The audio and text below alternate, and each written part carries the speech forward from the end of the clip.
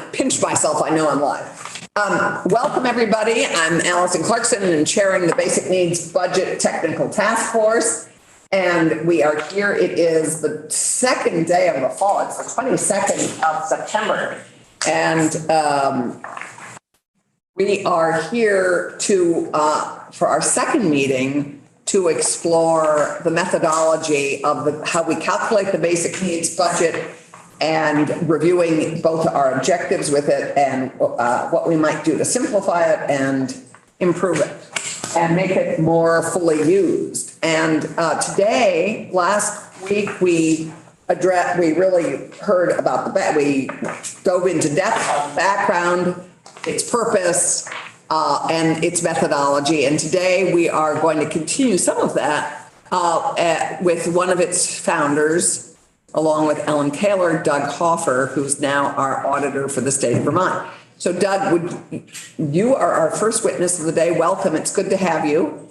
And go for it.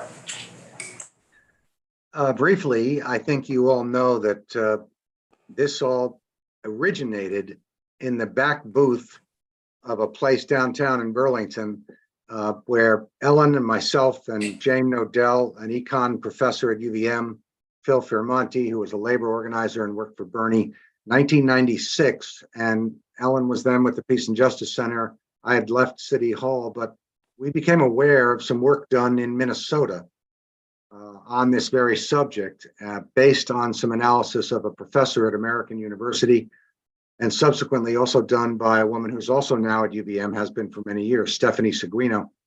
And it sounded like something worth doing. Ellen was very excited and thought she might be able to raise some money. And at the end of the meeting, they said, great, let's do it. Who will we have do it? And they all said, let's have Doug do it. So oh, always a good idea. It means it gets done. 15 years later, there were 10 job gap study increments, and here we are. So the methodology was based primarily on what this professor at American University proposed. It is a radical shift from what had been the only methodology in the game, which was the poverty measure. And everybody understood then and now that the poverty measure is inadequate. I don't know whether any of you know this, but it was developed a long time ago by some people who were well-intentioned, but they didn't have the data that we have now, and they didn't have to answer some of the same questions. So that was basically 3 times the estimated cost of food, period. And moreover, at that time, childcare was still young as an industry. A lot of households could still survive with one income and so forth. So, we looked at this and understood clearly there were some unavoidable categories in the line item budget for a family, regardless of its size. So I had a very conservative approach because I wanted Ellen to be able to go out and sell this thing conceptually to people who were going to be suspicious. So eventually she was successful in getting enough people interested that the legislature created the Summer Study Committee. And we worked, Ellen and myself and Tom and Elaine McCrae, another econ prof from UVM, and Deb Brighton, critical contributor. And that committee, which was all legislators, I think 6 Senate, 6 House, they added line items here. Very interesting to me, that experience, that they were sensitive enough. They weren't trying to cut it. They weren't trying to say, oh, that's too generous, that's too charitable. They said, no, what does a family actually need? And so it was really a good process, I thought. And it resulted in what happened in the 1999, Summer Study Committee report, which built on the work he had done. And not too much has changed, except that over the years, with only one real technical advisory process, JFO has fiddled with this many times over the years, and decisions have been made that have brought us to this point. And I think it's a good time for reconsideration of a number of these issues. And JFO asked a number of questions at the end of the last report. I offered some thoughts about some of them, and I know Joyce testified and Tom. And there's a couple of very straightforward questions that I don't think there's controversy about, but I don't believe that I know this was never intended to include public assistance. The point is to determine or estimate what a wage would be absent the need for public assistance to live with dignity and independence. That's it. So Doug, that goes to, I think, the big question, which is what is the objective of the basic needs budget figure? What are we hoping to accomplish with establishing it? And I think that is critical, as I mean, we were chatting about this before we started, which is I think this is critical for us to agree on, which is the objective to establish an amount that somebody has to earn to have the minimum amount financially necessary to live independent and stand on their own 2 feet without public assistance. And I think I'm hearing you say that that was the original objective. And yes, it was. Yeah. Yeah. And it is, and that in many ways then should be viewed without the lens of incorporating public assistance into the calculations. That we should be looking at a pure cost to life in Vermont rather than a pure cost, plus they get LIHEAP or they get childcare or they get healthcare. So I think that's one of the things we need to just, as we go forward, we need to sort of think about is, what offsets are we going to include, if any, or are offsets something separate? So can I just ask a clarifying question, Senator? So you mean in the tax calculations at the bottom of the way the budgets are physically structured, there is, for instance, the child care tax credit, for instance, that is a form of public assistance that is a tax, reduces a tax liability. Yes. That there is more cash to then pay for the expenses in the budget, is what you're suggesting. Yeah, I mean, I think we keep them separate now. We have the tax calculations separate from that, and I think but it isn't just there are other offsets that we've incorporated, like healthcare, that are embedded in some of this, which we'll get to with Nolan when Nolan testifies. So maybe Doug just keeps going and addresses that, because I think I think what you get. So sorry, I didn't mean to interrupt, Doug, but you were getting at what the objective of the whole exercise is, and I think it's important for us to keep that in the back of our mind. Is what are we really trying to get to? Just to be clear, there are two distinct issues. One is, what is the wage sufficient to survive independently and live with dignity? The other is more akin to what we know as the poverty measure. That is the level at which you as a legislature, and this varies by state, determine that families are eligible for assistance. That clearly and unquestionably is below the livable wage. Now, there's been a common understanding for decades that the poverty wage is inadequate for a lot of reasons. Having said that, there are those who have argued persuasively that you could easily develop a number of different wage levels that include public assistance, so that you can establish, how are these systems working together?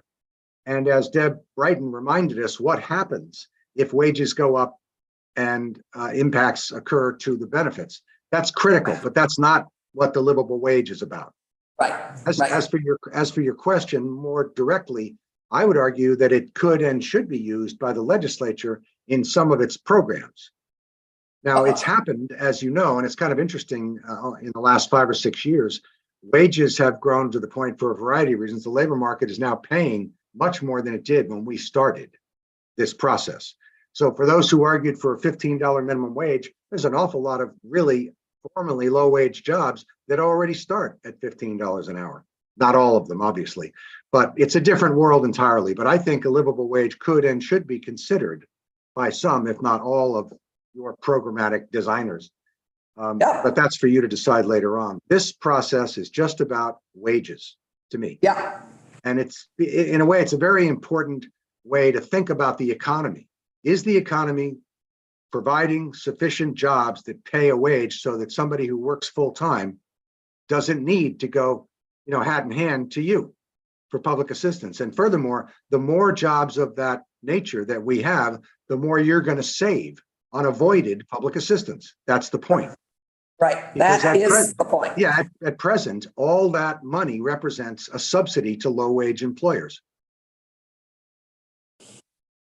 Yes, So but the why don't you methodology keep is going? pretty, I didn't mean to interrupt, but I That's right. did, so I apologize. the methodology is pretty straightforward. My intent from the beginning, taking from those who had come before, is you really want to have data sources that are reliable, official, or whatever that means, for our purposes, so they can't be questioned or challenged, and that can be easily updated and replicated year in and year out. Although JFO only does it every 2 years, but annually is preferable. And we have that in most cases. Some choices were made by me and Ellen in our advisory group at the time about critical things like food and housing in particular. Housing is very interesting. MIT, for example, assumes that a single person living alone lives in an efficiency apartment. Well, that's nice if you live in New York, where there's a lot of efficiency apartments. But in Vermont, It's like a studio apartment. exactly. Yeah. In Vermont, I think you'd have trouble finding very many at all. So saying that that is the appropriate amount that a single person living alone needs to pay for housing in a place where you can't find it makes no sense to me. Quite even before you get to the question of whether it's two people that are married or not, and all that stuff. So, we used the HUD fair market rent figures and assumed renters for a couple of reasons. Not because it's cheaper, because as you know, home ownership is generally less expensive, although it really can't be done by JFO or anybody else regularly, particularly in a state where the property tax varies so greatly. It's one of many variables that we would have to consider for the housing category if it wasn't rent. And it was just a nightmare to think about it. And HUD FMR is annual. The problem with HUD fair market rents is that for political reasons over the decades, what used to be the median rent figure for your community eventually dropped to 45% and now is at the 40th percentile. So it's arguably pretty cheap housing, which isn't terrible for our purposes, but 40% is not the median. So for anybody who thinks that this is a generous housing allowance, that's not the case. Furthermore, HUD, for its own reasons, does not include new construction in the annual fair market rent surveys all over the country. I don't know why. That also depresses the rent figures, both urban and rural. Also, HUD figures include utilities, which is probably unfair in some parts of the country. Like here, for example, we have higher electric rates than those areas of the country that have deeply subsidized federal hydro and all that kind of stuff. So, but that's just all there is. That's the one reliable, consistent source for rental figures in the country.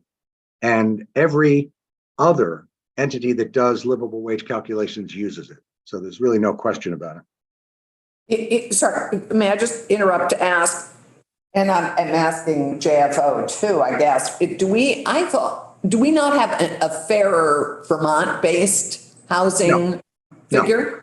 No. What you have are advocates. Right. Some of them good friends. Yeah, no, Earhart. I mean, I relied on Earhart's, figures. Right. We always sort of compared that to the basic needs budget, and the basic needs budget came up short. Well, but they don't do this kind of calculation. Right. They assume, as do all housing advocates in this country, that you can spend up to 30% of your income. They're not saying that's a good figure, but they're saying that's the point at which above that is a problem. I would argue that much less than that is a problem, because housing is not 30% of this budget, and it should never be. It's just too much. 30% is way too much, particularly if you have kids and you need childcare and all that stuff. But it is what everybody uses as an upper figure. As advocates. Right, As but it's opposed not to based. data. But it's not based on an analysis of an entire family budget. Right. Not even right. It's not right. No, Agreed. I wouldn't use it if I were you. The food category is another interesting one, and I think, to their credit, your colleagues back in 1999 really didn't hesitate when the question of should it be the USDA plan that's considered moderate versus low cost. And we dug in a little bit to what it means. Now, both mean that you don't eat out at all. So to the question posed by JFO at the end of the last report, is it okay to use averages? I don't consider that an average. Even low-income families or low to moderate income families eat out periodically. These two plans, the low and the moderate, assume all meals are prepared and eaten at home. And they're based on, USDA nutritionists, and they figure out what they think is a decent, healthy diet. That doesn't mean that's what everybody buys, obviously. But the legislature, the special committee back in '99 agreed that the moderate is a more appropriate figure. And I'll tell you why I think that's fair. If we agree that the whole point of this is that a worker, anyone who works full time, should not only be able to pay the bills, but this is not a poverty wage. And while the low cost food plan is not the thrifty plan, which is really absurd and barely above subsistence, the low cost is different enough from the moderate to say, why should we assume that people who work full time have to scrimp on food? So I think that was the thinking of the committee, and I was grateful that they did that. It makes sense to me, and I wouldn't change that if I were you. And that is a big difference, by the way, between MIT and JFO. And it also assumes, Doug, I have to say, that people have the time to make food at home, which if you're working two jobs, maybe an assumption that is from 1996 and not a current assumption. No, we assumed one job. It's one hourly wage, right? You're talking about people who live and deal with the complexities of the world. Because they're not making a livable wage, they have to work two jobs. If you work a livable wage, one should be sufficient. Correct. Right? Can I ask a clarification on the USDA food plan? Is it by state or is it a national figure? Oh, good. Yeah. It's national, and what JFO does, which I think I did back in the day, is adjust the figure for the Northeast region compared to the national average. So there's a % difference between the cost of food here as opposed to in Arizona. So that's the adjustment that's made. It's not huge, but it's enough to take the time. So JFO does that now? Yes. Adjusts for New England? Okay, great. They do something that I think I talked to Pat and Emily recently about this, and for some reason along the way, I'm not quite sure why, they decided to use a 10-year average of the difference between the national and the Northeast, and that seemed excessive, and they should probably just be happy with 3, which is more recent. But that's a detail that can be addressed later. So those are two very large categories. Another interesting one that's challenging is transportation. Right. And if you live in most major cities, you can consider an alternative to owning a car. That's not the case here. Although there certainly are some communities in Vermont where you can intentionally, for example, buy a home or rent in proximity to your work. Having said that, if you ever want to leave a distance that's walkable, then you need a ride from somebody else, or you need to rent a car. So car ownership is pretty basic for working people in Vermont, certainly for rural Vermont, and I would argue for most of Chittenden County as well. So the question then is, how do you estimate the cost of transportation? And there are a couple of ways to do that. The one that we selected that is to use the mileage figures from the National Household Transportation Survey, which is done by the feds periodically. It's a pretty big deal. And they come up with sufficient data to slice and dice it down to different household sizes and urban and rural. And that's always what we've used. And we take that figure, say it's a single household and it's 11,000 miles a year, pick a number. I'm not sure what the current number is. And you multiply that by the IRS mileage rate. And the full IRS mileage rate, they believe, reflects the full cost of owning and maintaining a car, including registration, repairs, tires, you name it. And I think the purchase of a new car every 5 or 6 years, something like that. So that's what we do. And furthermore, along the way, JFO made a change that I think was appropriate to adjust that figure for the mileage. If it's a lot of miles, then AAA publishes some information about how, spread out over the longer life or more miles of a car, the maintenance costs vary and so forth. So it's adjusted for that. MIT uses a figure which I don't support, which comes from a very reliable source. It's called the Consumer Expenditure Survey from the Bureau of Labor Statistics, which JFO uses for some other categories, but I don't think it makes sense for transportation. For this reason, they use a table, and there are different ways that they slice and dice all this huge amount of data from the CES. They use the regional one, but the average household for the Northeast region averages $100,000 in income. So that is not representative or reflective of the experience of a livable wage household, certainly not for single people. Those people presumably buy better cars, nicer cars, not beat up used cars, and all the things that go with it. So I don't go along with that. It's easier maybe for them because they're trying to do every county in the country. So using that data may allow them to plug it into their model and spit out the results more easily than it would be for us. But I don't buy it.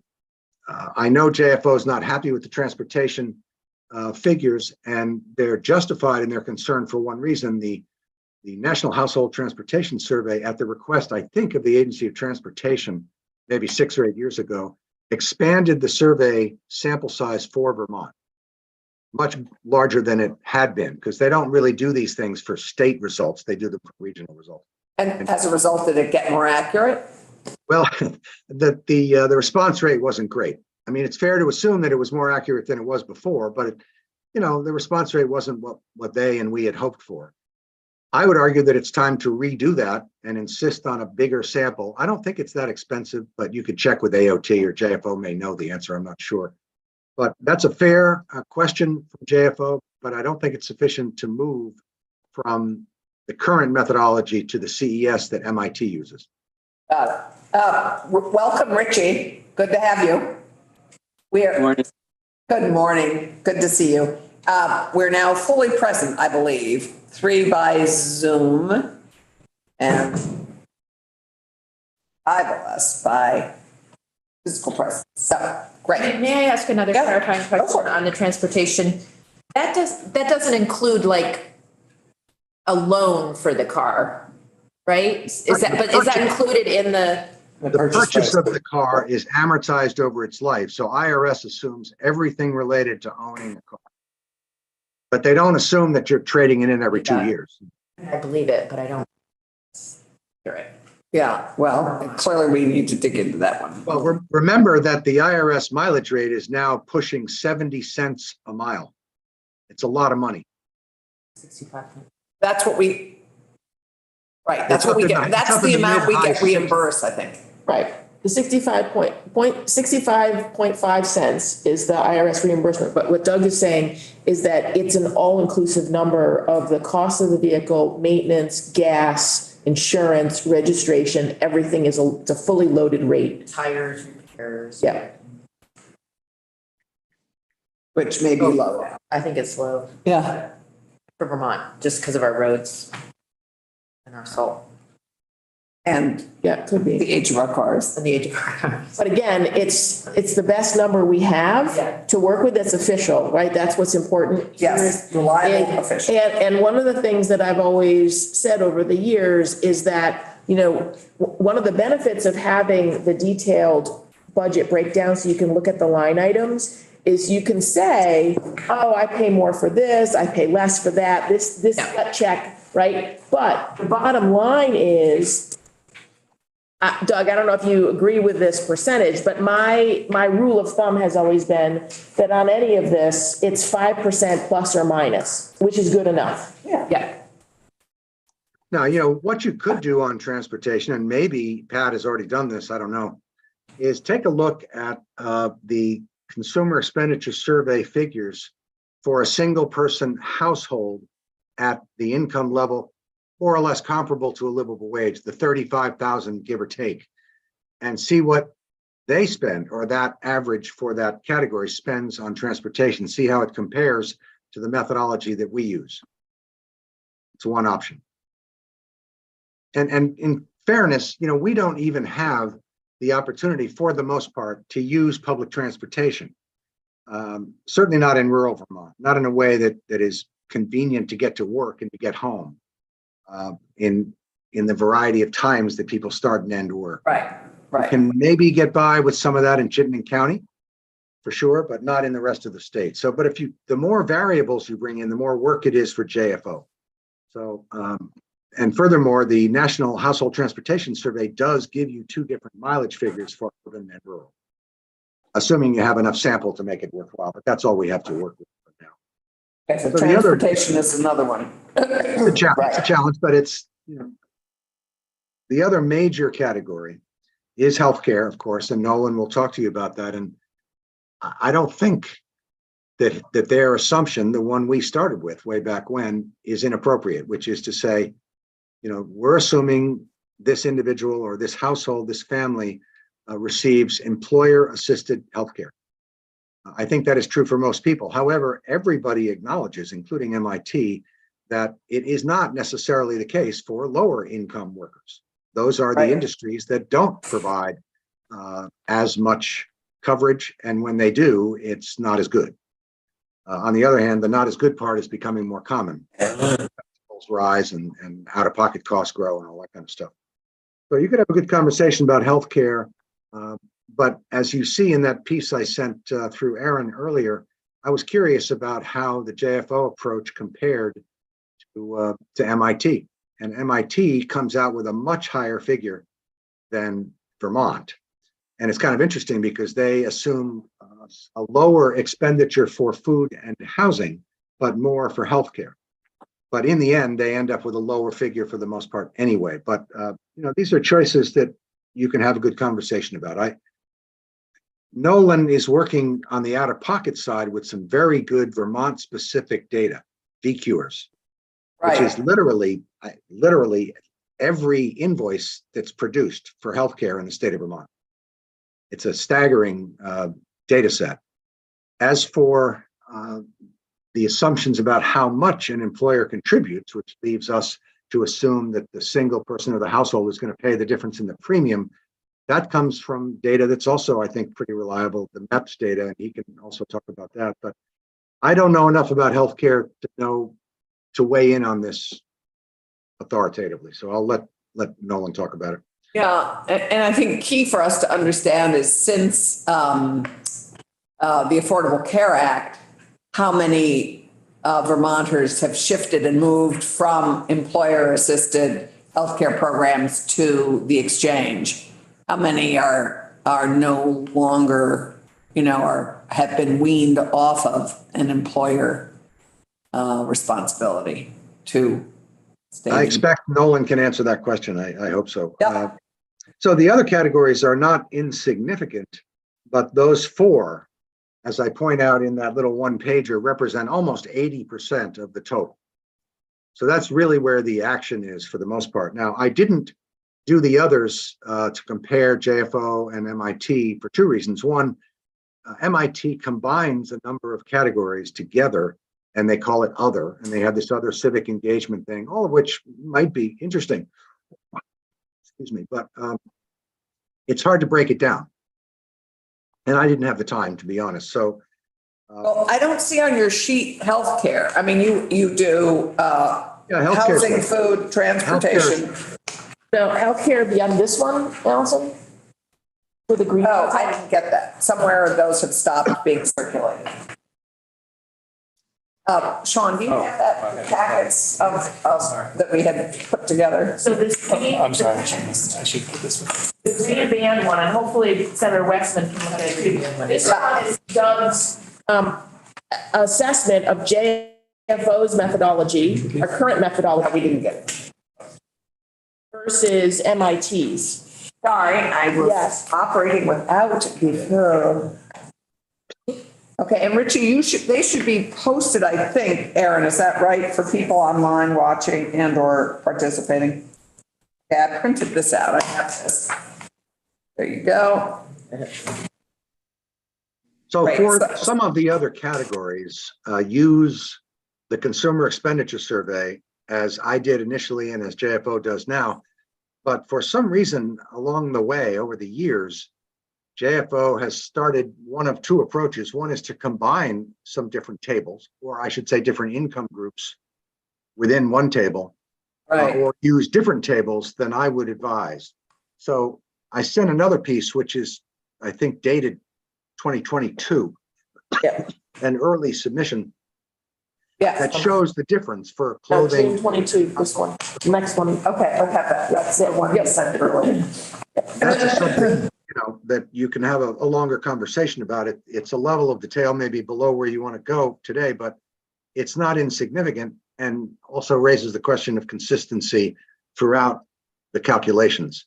I'm not sure why those choices were made, and I think it's now been a number of years to use different tables from the CES and to average different income groups, but I don't think it's sound and should be revisited.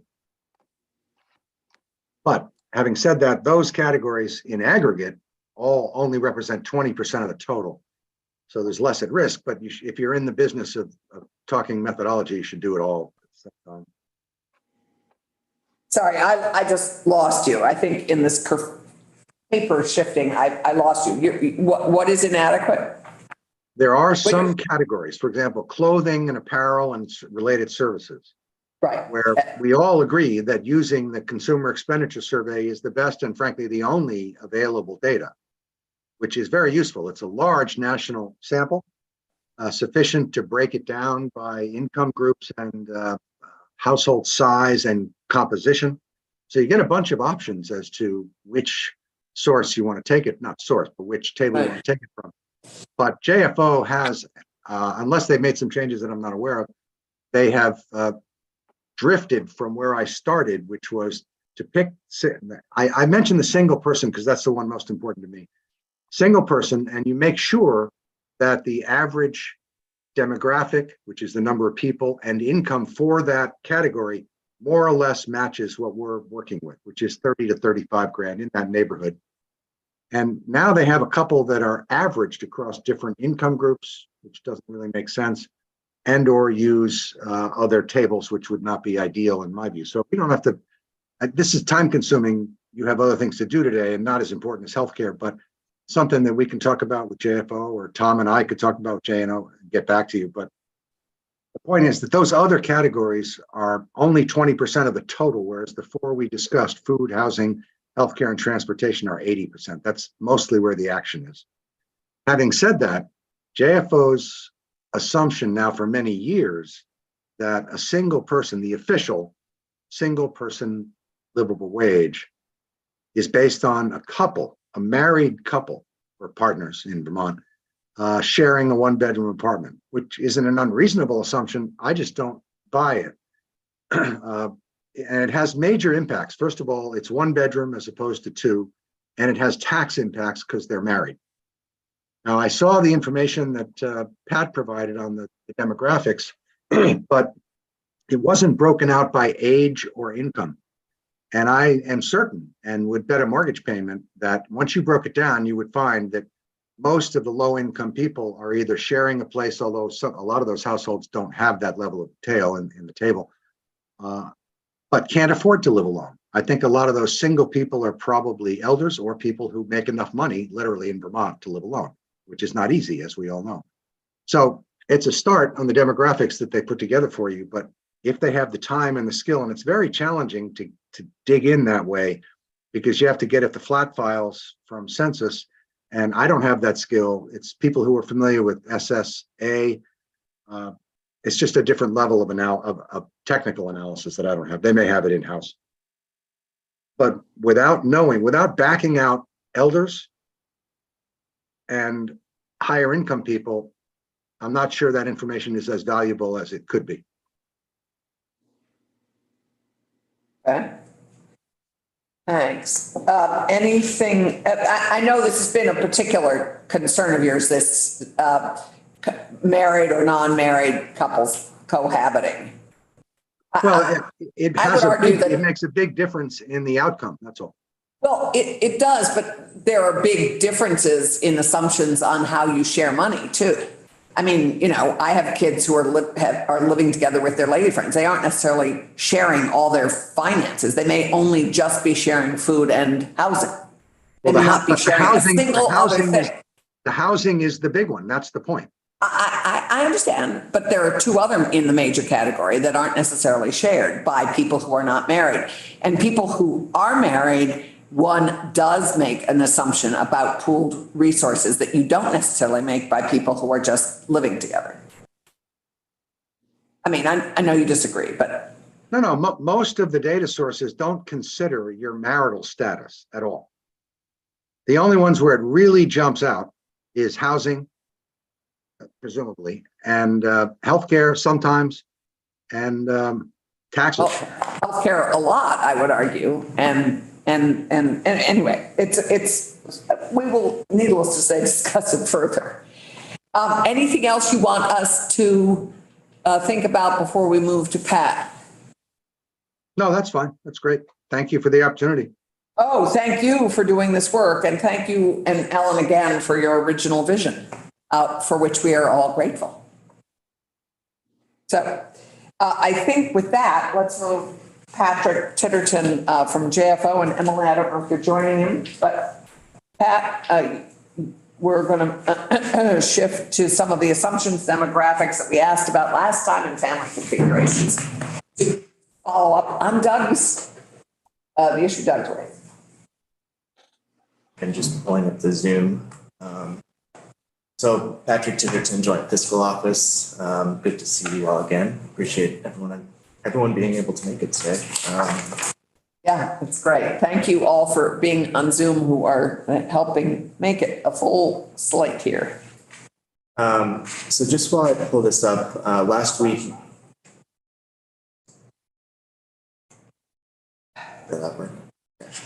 my volume was on, so I didn't want the echo effect going on. Yeah, so last week you all asked me to start pulling together some information on demographics. I appreciate Doug having an opportunity to look at those. So, sorry. Once you get set up, it always goes more smoothly, right? If you're fine. So yeah, so we're going to look at the different family configurations that are currently in use in the report. I know that some questions have come up around, whether certain official, the one we use for the official figure is appropriate. So we'll look at that in both houses with and without children. Everything has been pulled from the census data, the same data that Doug was referencing earlier, but it does have that sort of piece which we do have the ability to look at that information, but not on the timeline that we've had. It's very sort of time intensive data work to do. So with that, we'll also look at the distribution of children because there are some assumptions that are made on the age and gender of the children. And then the last piece is going to just be looking at that distinction between urban and rural and how that's used in the final sort of calculation of the livable wage. And I don't know if you touched on it, but there was some comments in Doug's memo to that effect. So we can just look at that. Which memo? That would be the one, I believe it was dated June 2020. Yeah, okay, that's what I thought. Okay, yeah. Under assumptions. Yeah. Yep. Well, everything was an assumption. And I think kind of the goal here, as we're putting together this report with all the recommendations, is if there are any decision points that you all can come to consensus on as we go along, we can kind of do that in real time rather than bombard you with all the information and then at the very end come back and hope that, all those conversations we have are still fresh in your mind. And in doing that, they don't need to be hard and fast decisions. We could make tentative decisions and then revisit them. I mean, so but I think that would help us as we work towards a report. We will certainly have an opportunity to revisit and review all of those decision points at a later meeting. Right. Yeah. No, it's like a journey and we make decisions about right or left all the time. Yeah. All right, so. It's hard to go back sometimes. As a review, these are the 6 different configurations that we use. Currently, the official figure that the official configuration that the livable wage is based off of is those 2 adults with no children. And then a little further, we have some age and gender assumptions that are made about each of these configurations. For single person households, JFO is assuming that those, the adults in those households are women between the ages of 20 and 50. 2050 is a pretty broad range, but that's honestly just comes down to how the feds report some of their data. That's just the bucket that they use for them. Yeah, so in the 2 adult households, as Doug mentioned, we are assuming that they're either married or cohabitating, which has and just to back up, when I say cohabitating, this would mean living with a partner. Sharing a bedroom. You just aren't married, right? But sharing a bedroom, because it comes down to housing, which is how much space are you actually using? Yeah, exactly. So yeah, for the official figure, the married designation really comes into play around the tax assumptions that we're using. Right. But then, yeah, so we have some age assumptions for the children. It's 4 and 6. I think we discussed this a bit last week, but that really comes down to one is preschool age, the other is school age, and that has implications on the family's childcare spending. So we'll look at that towards the end, and then, yeah, so getting right into some tables here. This is all households, this table here, regardless of whether they have children or not. And, again, this is all households. We haven't backed out Wait a minute. certain cohorts. Yeah. Do you need me to pause? Right? Good. So in looking at this table, you see that the 2 most common household types are married and individuals who are living alone. So that's without other adults and without other children. So those 2 combined make up almost 80% of total households, just those 2 configurations. There are some other types here. Sorry, and we know that from the census? This is from this is from the American Community Survey. This is an intercensal survey that the Census Bureau does conduct every year. So we do use it a lot for a lot of demographic analysis. And this is what, if we were to dig further into the question of what is the income range and age range of these individuals who are living with roommates rather than cohabitating or married, that is the same place that we would go to find that information. Yeah, 13% of households are, easily identifiable as being in this category of living with another adult, but not cohabitating with that adult. That would be sort of the 3rd largest cohort in this group, and the last being cohabitating households. So 2 adults who are living together as partners, which again has implications on some of those housing and other assumptions. Can I ask a question? course. To the 9% that's the cohabitating households, I can't remember, in the census, do the college kids get counted in the census? Do they go by their state? That's a little different. So this is resident population. And so it's going to be people who are living here permanently. But the other thing to consider there is that college kids, they tend to live in dormitories, right? Which is considered group housing. And that is that's a separately treated population in most census analysis. But in Burlington, they live in apartments. If it's considered a group they're in home, they would school. sort of be, it would be sort of Okay. be considered a separate type of population. They're treated differently. Okay, so this cohabitating household are like people who live in Vermont that are not students that live with or live with somebody. Yeah, they could live, it could be living with your fiance, it could be living with a boyfriend or girlfriend. Gotcha. Okay, Just not necessarily married. Or brothers and sisters. Whatever. That would probably be on the, I think they would be. That would just be 2. They would be in the 13%. yeah. Okay, got it, right. Where there's no spend, right? Because I don't think you would be assuming that they're sharing a bedroom. oh, right, because this is bedroom share. Right, this is, Yeah, it's a housing issue, in trying to figure out how much Okay, housing yeah. space there is. Yeah, housing and tax. And the situation that's not included here, like you said, that would be dorms, would also be Yep. like correctional facilities, nursing facilities, anything like that would be institutional somehow. Yeah, anything considered group quarters, so it's group homes, dormitories, prison, everything you just said. Hospitals, yeah, group, right.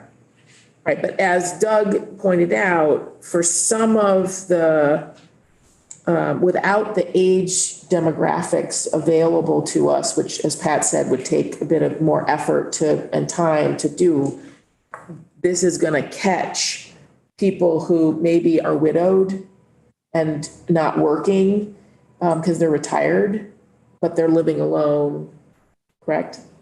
Yeah, so that would be in that line in there, under the single households, they would be in that 31%. Right. So these are also between 20 and 50? No, sorry, so this is all households. Okay. It's not, again, using that 20 to 50 assumption, that's a layer of sort of micro data work Okay. that makes it more time consuming, which was not feasible for today. Right. I don't see a 31% there. I see a 13, 78, and 9. In the table, Oh, sorry, right, up above. Okay. 78% is, just to show that single and married are the predominant types of households. Yeah, very, very interesting. Huh. Thank you. So if we move on, looking at households with children, overall, there's about 63,000 Vermont households, which makes up about 24% of total households. So about 1 in 4 households in Vermont, total households, have a kid present. 68% of those households are 2 adults who are married. 23% are single parents. And then that remainder is, the parents, or maybe it's a partner, unrelated partner, but they're 2 adults living together and there's a child of at least one of those adults present. And so that among the households with children, that would be the lowest one, just at that 10% there. And this is from the 2020 census? This is from the 2021 5-year average American Community Survey. Okay, from the C. It's from the Census Bureau. Right, through.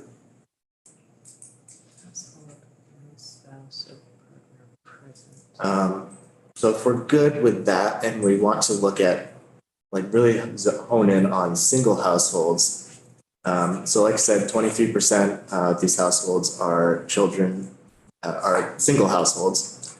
So of these, only 19% of them are male headed households and 81% are female headed. Just remember the assumption is that this would be a female headed household, right? So, looking here, it's the vast majority of them are. So, I think from our position, this assumption would be appropriate to continue with. Mm-hmm. Oh, you broke it down. Right. So then, still thinking about the fact that we are assuming that single households are female, whether they're children or not. Once we get into the people who are living alone, it's not quite as clear cut. The distribution is a little bit closer here. Mm-hmm. It goes down to 55% from that 81% of adults living alone are female. Potentially you could think about if you wanted to continue this way. I think from our position, you'd still want to be considering the fact that, there's a plus to being consistent across the different configurations. So it might be a little awkward if you suddenly pivoted to assuming some other assumption just based on whether they're kids or not. And really, I think, there will be some small implications around things like food. Typically, the budgets show that men tend to eat or spend more on food. Women tend to spend more based on the data on apparel and clothing, based on the data that we have. So, I think if you're still comfortable with that notion, we can just continue with that and have that continue to be our standard practice. How current is that data? I'm just curious. Is that because men don't shop with a list? They just go up and down each aisle and get inspired? I don't know the reason, maybe they just eat more. Yeah, but that goes back to our assumption about the age of the children too. Because older children eat a lot more. Sure. Yeah, I mean, we'll look at it a little bit later. The age of children was an assumption that was present when the 2008 committee met last.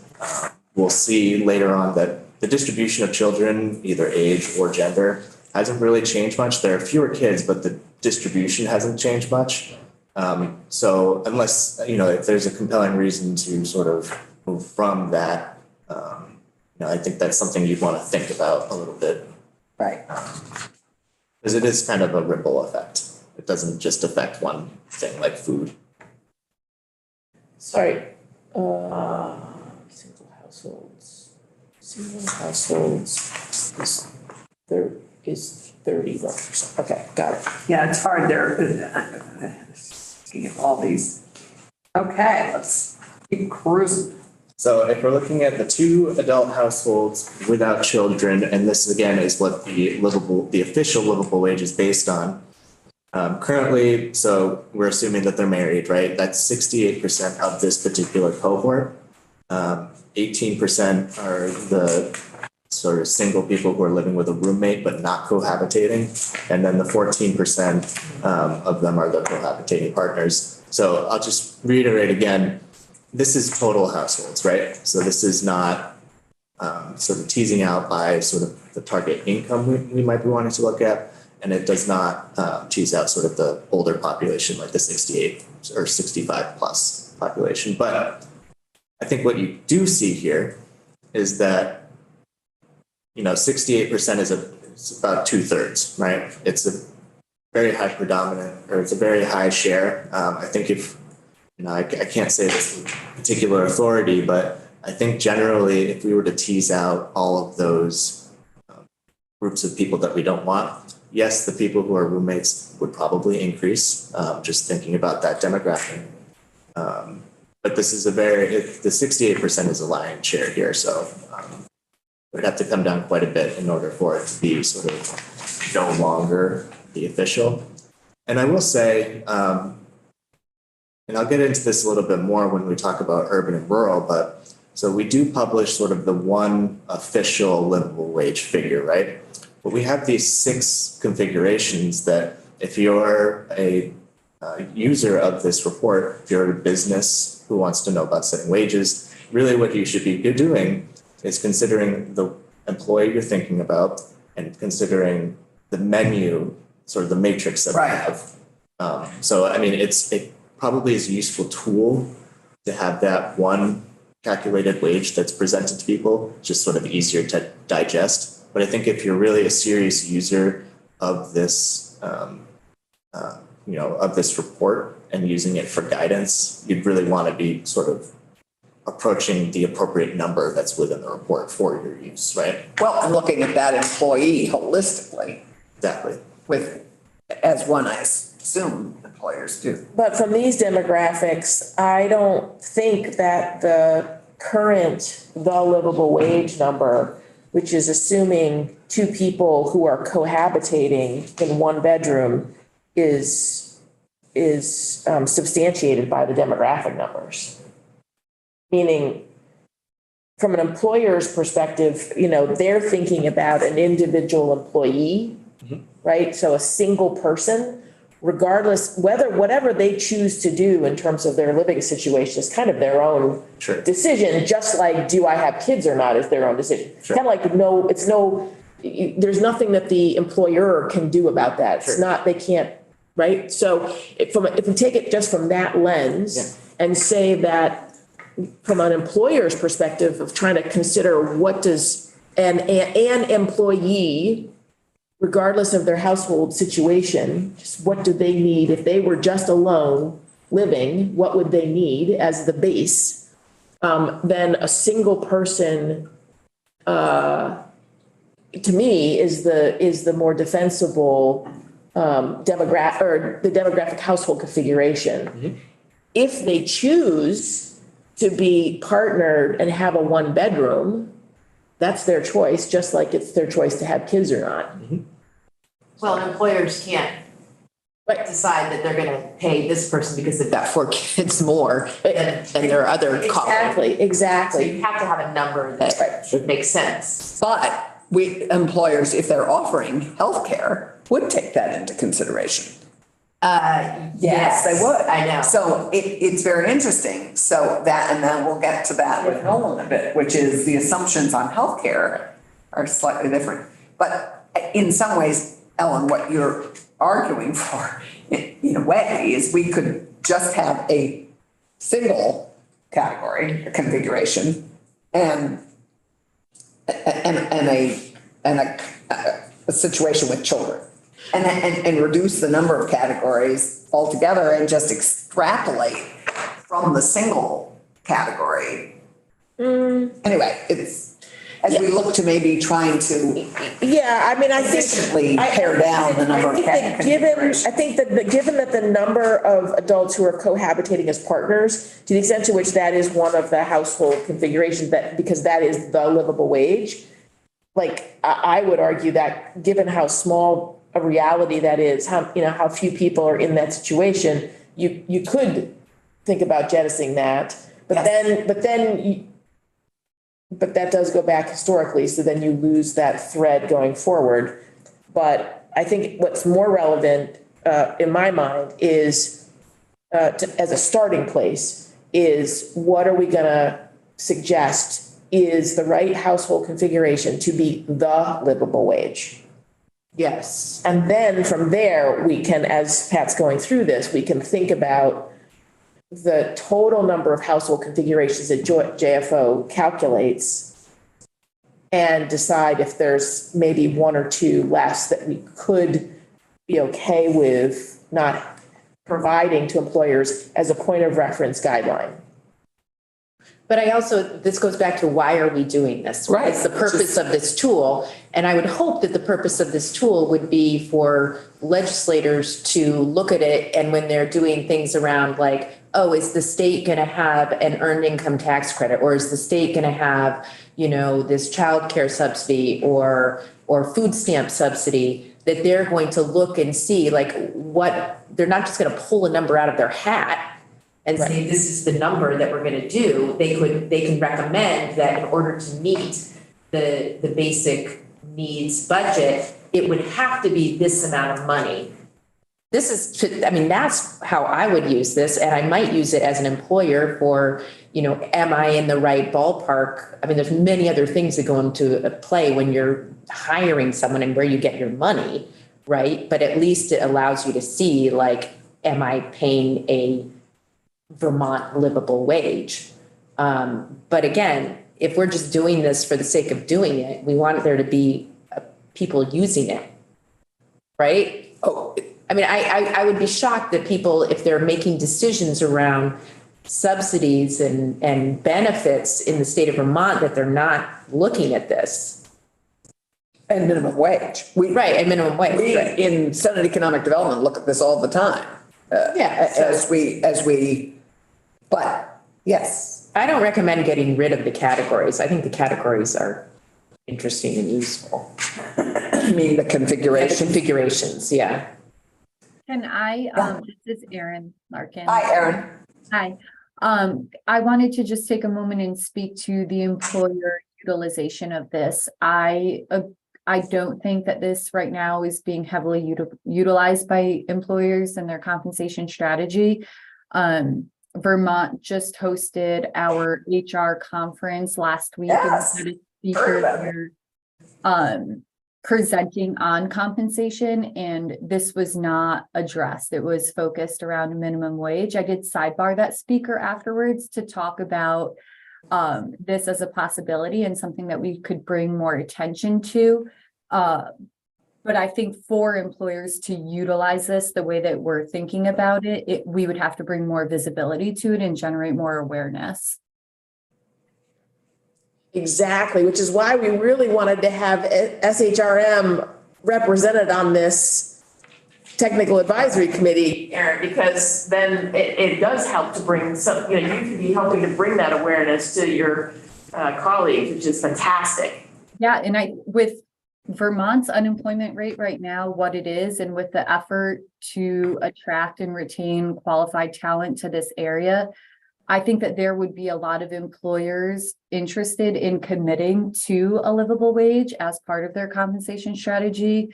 The more that, like I said, we bring awareness and generate interest around it. And, like I said, sidebarred the speaker on compensation to discuss that, but there's certainly application for employers here that I'm excited about, so. Oh, here.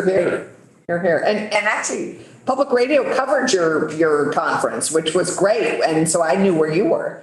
As we track committee members, but I think one of our objectives is to have this more fully used. And I would hope that if VPR or VP covered your conference, they would cover our work as we come up with some recommendations. I have Elizabeth Burrows and then Richie. Elizabeth, you had a question. Thank you, I do. Has there been any additional slice and dicing of this so that we could understand like how many, whether single households are clustered in Chittenden County, or are they scattered about the state? Are children clustered in Chittenden County? And because I don't actually, as much as I've looked at education, I've never looked into the cost of education in Chittenden County versus the rest of the state and how that sort of figures into true expenses, actually, because it affects taxes. Yeah. Has there been any kind of looking across those two demographic charts? So you're specifically curious on the distribution of single people amongst the different counties and the distribution of children amongst the different counties? Well, I'm wondering whether you have a chart with urban versus rural populations, and then you have a chart with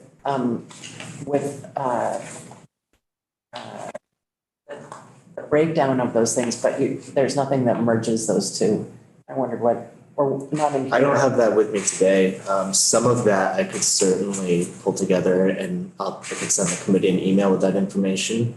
But I don't have that with me today. The one piece of that might be a little bit more difficult, I just don't know, is the distribution of children by age by county. I'm pretty sure that would be something I can do, but I just need to look at it. Probably less relevant though to what I think you're trying to get at, right? Well, how As opposed to- distributed around As opposed to the state? single people. No, I'm not comparing those. I'm just wondering whether there are clusters of clusters of the demographics.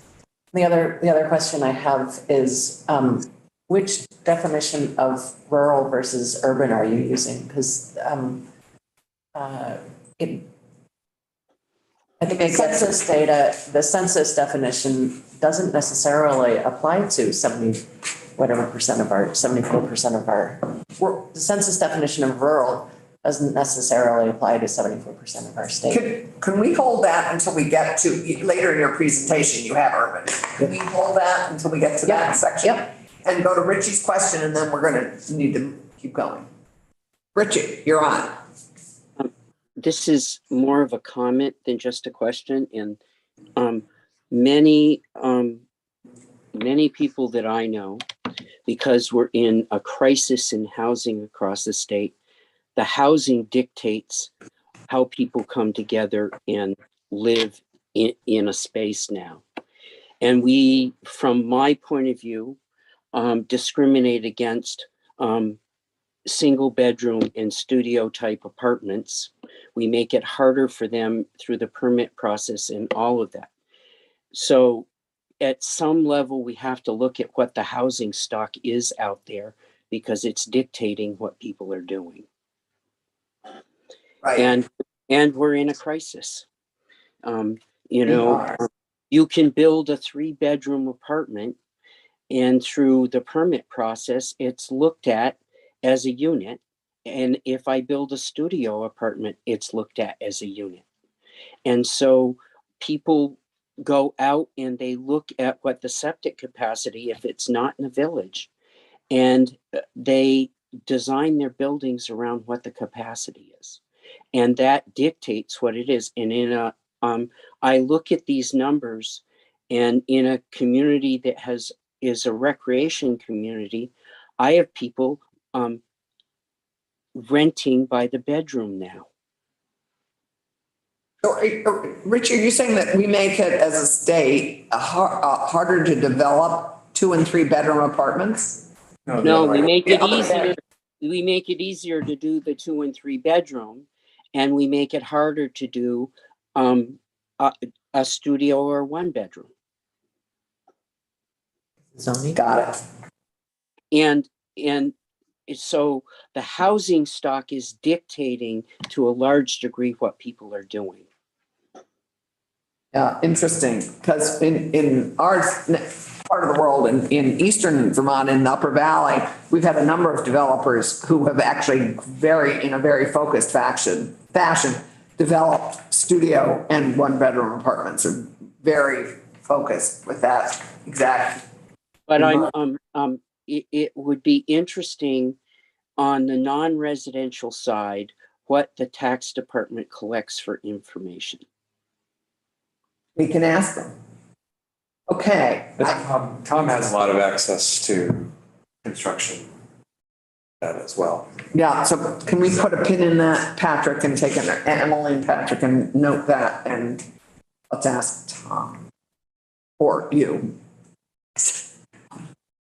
Oh, okay, let's keep going, because our time is sadly, it's not sad, our time is precious. So this is just a slide. You can come back to it for reference later, but it's just a summary of things that we looked at.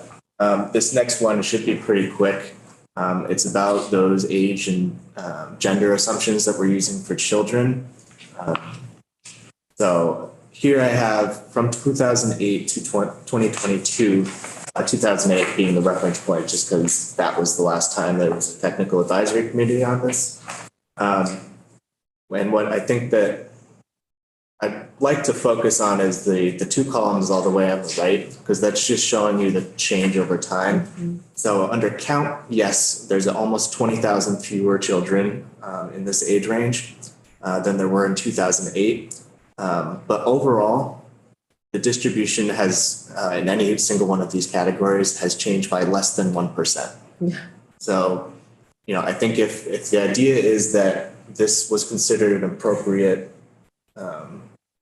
age assumption back then in 2008 when this was last looked at, I don't think we see anything compelling within the distribution data to sort of think that JFO doesn't feel that there needs to be a particular change. No, it's surprisingly similar. However, to go to Elizabeth's point, this doesn't tell you how the children are distributed around the state, rural, urban. Isn't that one of your questions, Elizabeth? Yeah. So this doesn't, what we don't have here, and I wonder if we can parse that out or if it's worth parsing out, but if we could parse out Sure. the distribution of children, rural, urban, and as I recall, I think you told me that urban for this work is considered towns of 5,000 or more, is that right? That's sort of a census definition that they use. That is not sort of the definition that's used in this report, however. That is a statistical definition, but it's not one we're using here.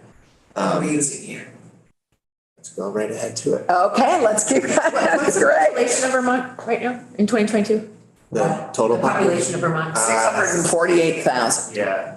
I have in a later table a population of over 18, but we're at 648, and then there is still some question about the permanence of the COVID and climate refugees that have joined us in the last 2 years. So there is, it is growing, and I know in Windsor County, Elizabeth and I were told that we had 777 new residents, full-time residents in the last year.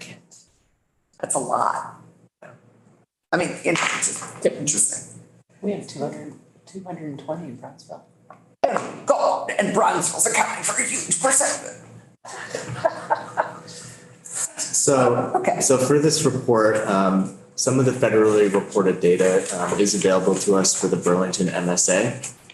It doesn't perfectly fit within the Chittenden County sort of boundaries, but because, so that's sort of the one sort of just thinking philosophically, that just seems like the only city that we have in the state, right? So, because of that, so the report defines urban as just being Chittenden County. So if you're a Chittenden County user, we would point you towards those urban numbers. The rest of the state is considered rural and should be referencing those numbers. And the reason that just reinforces everybody's feelings about the division of Vermont. Well, so I'm talking more from a statistical standpoint. Yeah, I know, I hear you. And the reality, of course, is that probably the majority of the towns in Chittenden County would be, you would classify just looking at them as rural, but their housing costs are informed by the MSA. Yeah. So they function as if they're urban. Right. Well, you would argue that that would be true for New York too. I mean, like all the Connecticut, Westchester, yeah, all that. Sean, did you have Say a quick hit on the kid distribution side. I don't know if it would be perfectly representative, but maybe the quickest thing would be to look at what the K through 12 school population in Chittenden County versus the balance of state was back in 15 years ago and what it is now. I mean, so maybe AOE would, yeah. AOE should be able to give us that distribution. Oh, yeah. I also might just be able to ask Julia, who works in our office and lives in the education finance world. They might have. Let's ask Julia. And we always used to say, let's ask Mark. Now we're saying, let's ask Julia. Okay. Great. So one reason I want just to touch on this is because in statute, so first you'll see there's 137,000 people living in Chittenden County, over 18-year-olds. So that's just only 26%, and that's the only area that we're considering urban. So the reason that comes into play is we do have this assumption, or it's written in statute, that when calculating that singular livable wage, we take the urban wage and we take the rural wage and we just average the two. There was a point in Auditor Hoffer's memo saying that what this in effect does is it makes that representative wage, if you're in an urban area, it's actually lower than what we're calculating. Right. If you're in a rural area, that one that we're calling the official livable wage is going to be a little bit or not too high, but it's going to be higher than what we're calculating. So on one hand, there's trade-offs with everything always, right? On one hand, it's probably easier for people to digest a singular number that is the official number. But if there are reasons to think that that's potentially misleading, there is always the idea of breaking them out. It's something you could think about. We do still publish what the livable wage should be in that area without the averaging, but that's sort of, it's kind of like a marketed number, right? Well, I kind of think this is a distinction that doesn't really exist anymore, quite honestly. I don't think there is much of a difference between urban and rural costs. You compensate transportation for some housing. I mean, quite honestly, we're a pretty expensive state to live in, and so many of your costs are fixed no matter where you live.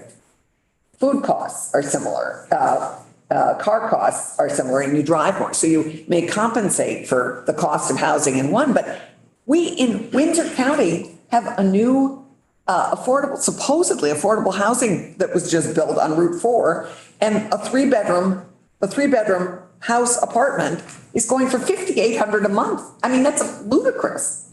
I mean, that's like New York City. I mean, that's insane. And of course, it still isn't rented because who can afford that?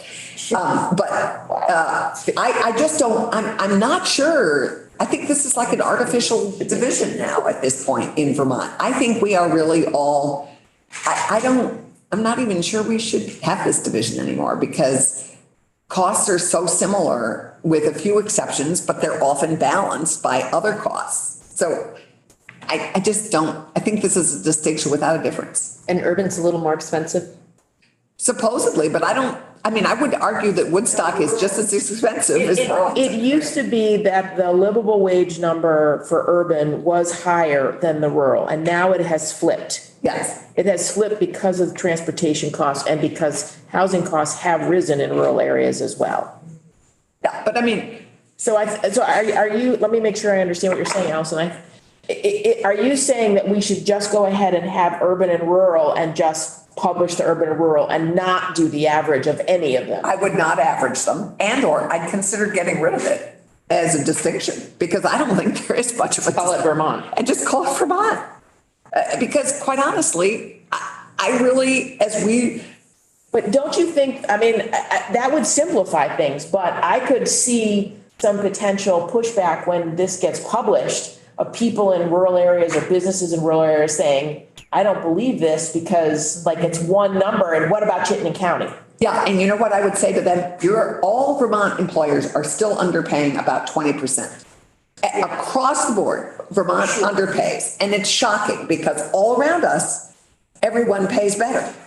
I don't know why, anyway, and that is an anomaly to Vermont, whether you're urban or rural. And I would say that to the rural employer, that employee is still paying insurance, which doesn't distinguish. They are still, they're still paying all these other costs that are similar, the same. I just think we have come to a point in our life in Vermont where we should consider one Vermont wage. And I think urban and rural is now sadly a distinction without a difference. Will it always be that way though? I think it's getting more and more that way. Erin, I'm sorry, you have a question. Not a question, a comment on the distinction between, for employers, once again, the distinction between rural and urban. As an employer, when we are sourcing salary data or looking for any type of comps when it comes to decision making, we do have to just end up grouping everything together as is, because it's very hard to find data that is specific to each area as it is. So we tend to go with overall Vermont. Thank you. Yeah, That's interesting. that doesn't surprise me.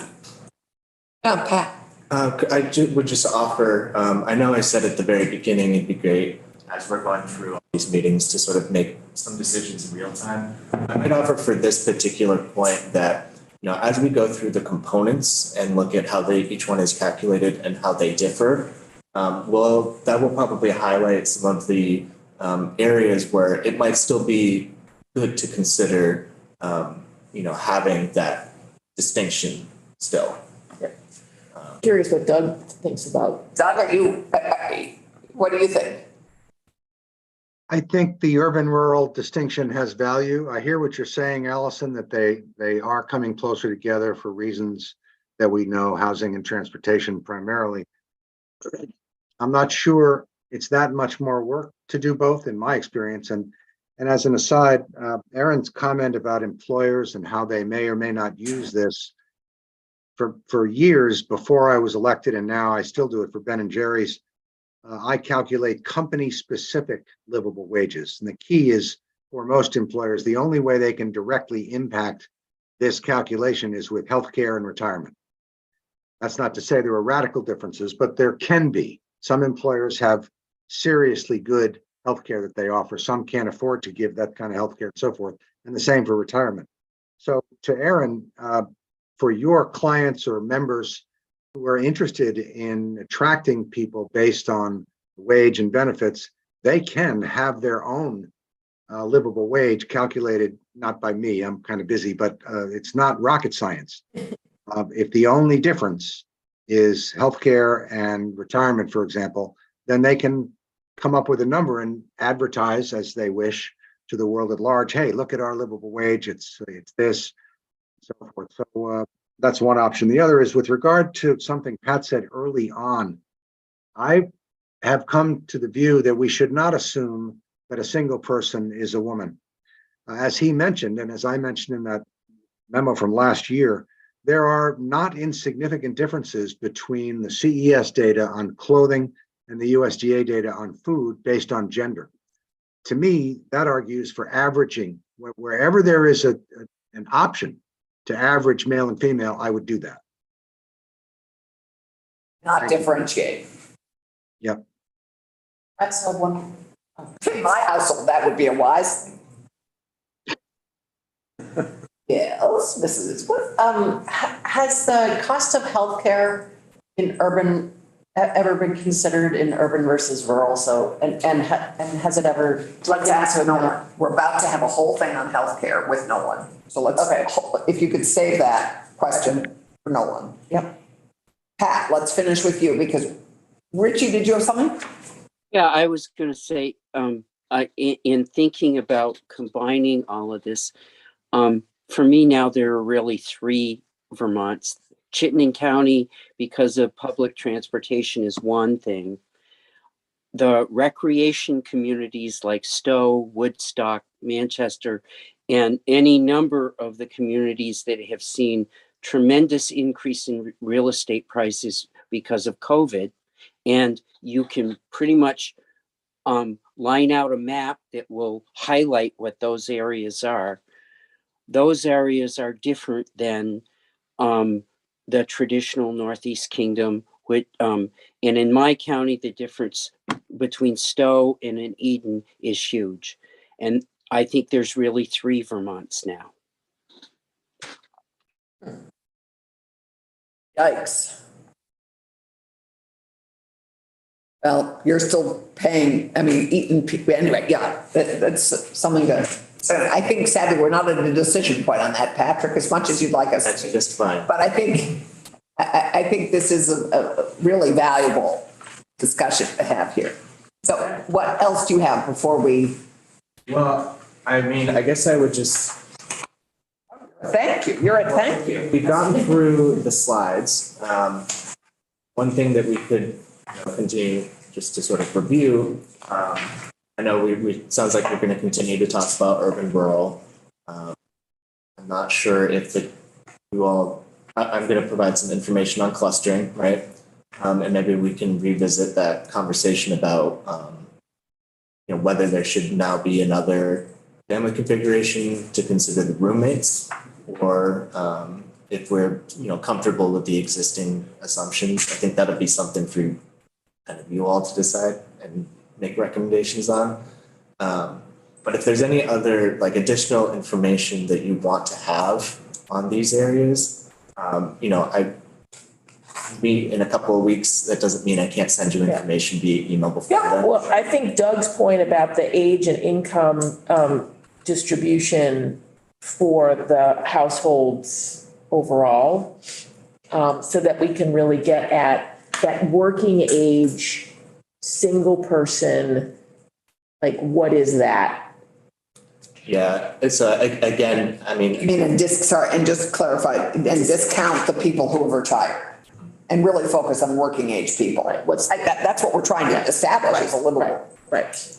I would, so that would be great to have. I would just come back to the point where there is a sort of time and resource constraint. That is some work that our office could and can do.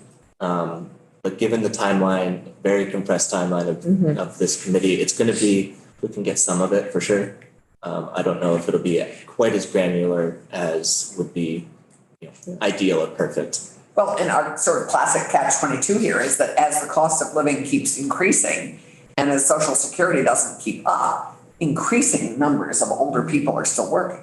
Right, but what who normally would be retired and not necessarily working. Sure, I guess what I'm trying to think about is if we're getting to a point when we look at the statute names the livable wage as two people who are partnered living in a one bedroom.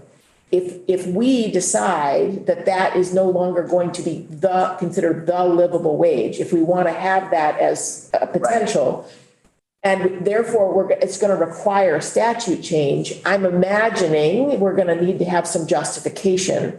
And the question is, would that age and income disaggregation help us with that justification for why we're recommending the change in the statute? Got it. And Doug has something to add here, and then we're going to take a break. Yeah, thank you. Real quick, Pat, I'm very sympathetic to the question of the complexity of this second question. However, if it were to be done, wouldn't you agree that it would be better to get more granular with the 2020 census data and not the ACS? That's part one. Part two is, if you don't have staff available in JFO who can do this work quickly, what if we were to contact the econ department at UVM, where we probably all have friends, and ask for a grad student who has this skill? It is summertime. Well, no, actually it's not. I guess It classes isn't. started. We're in fall, Doug. We just had the Sorry. equinox. The leaves are still on the trees. I have. Yeah. So it's possible we could find somebody outside of JFO, probably for a modest amount of money. Just a thought. So to that point, I will, and Damien mentioned this when he walked you through the bill, the enabling bill. There was a $10,000 appropriation made available to this committee for sort of if there's outside expert assistance that's required as we go through this. So to Doug's point, if that's something that you wanted to pursue outside of, what we have available here, that's an option. Let's formulate what we'd want to be asking and what that work would be. And if we could, as we get into our discussion point at 11:30, maybe we can come back with a little bit clearer notion of what we'd be asking for. So I'll just add, for me, the easiest part of that would be to yank out people who are 65 and plus. Yeah. Yeah. The more difficult part just has to do with income. If we have time to do it, we can do it in-house. It's just a rather time-intensive process. Right. Doug, what do you think about just pulling out the age piece and not the income? Well, because the income, quite honestly, is insidious. I mean, we know women in older age are more impoverished because they earn less during the course of their lives. So income is a challenge. I mean, you pull out, anyway. What do you think, Doug? Whoops, you're on mute. You're muted. I suspect the category most impacted by age are single people. I expect that includes a lot of older women. Correct. Who typically live longer than the men, and may be able to manage that because there's no mortgage. Maybe they've lived beyond the mortgage. Maybe. Who knows? But it's most important. The income piece is most important for those two categories that may include the people we're most interested in. Yes, Pat, it's a lot of work. I hear you. That's tough stuff. But I can ask Kavette if he can recommend somebody, and I have a friend in the econ department. I can ask them as well. Okay, great. Unless anybody has an additional question for Pat at this moment, you can also ask him during the break. We're going to take a break, and we're going to come back.